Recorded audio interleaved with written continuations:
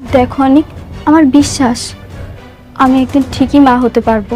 আমি আমার ভুলটা বুঝতে পারছি। বন্ধুরা, দেখতে দেখতে শেষ হতে চলেছে গরিবের ঘরে রাজপুত্র নাটকটি। অনিক কি তাহলে এবার মেঘলাকে মেনে নেবে? অনিক মেঘলাকে মেনে নিলে তার দ্বিতীয় স্ত্রী বৃষ্টির কি হবে? আর রাতুলই বা কি করতে যাচ্ছে? বন্ধুরা, নাটকটি কবে, কোথায়, কিভাবে শেষ হতে যাচ্ছে তা বলে দেব আজকের এই ভিডিওতে। তাই ভিডিওটি না টেনে শেষ পর্যন্ত দেখুন কি হতে যাচ্ছে।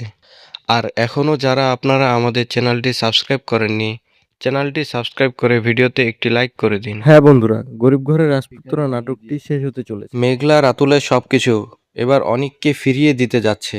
বন্ধুরা, এখানেই থাকছে আসল টুইস্ট। অনিক এবার মেঘলার সাথে দেখা করতে যাচ্ছে। অনিক যদি মেঘলার দেয়া টাকা পয়সা বাড়ি গাড়ি ফিরিয়ে নেয় তাহলে আশা করা যায় তারা আবার এক হতে যাচ্ছে। বন্ধুরা, অনিক আর বৃষ্টি এক হয়ে গেলে ধরা যায় আর দুই এক পর্বের মধ্য দিয়ে নাটকটি চলেছে।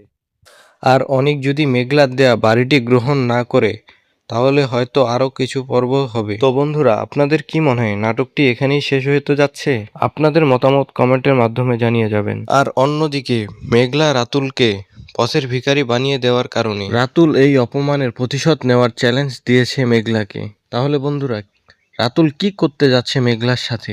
রাতুল কি পারবে তার এই অপমানের প্রতিশোধ নিতে? বন্ধুরা, এর মধ্য দিয়েই শেষ হতে যাচ্ছে গরিব ঘরের রাজপুত্র নাটকটি।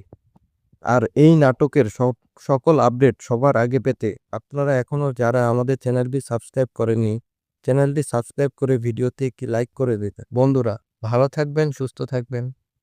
খোদা হাফেজ।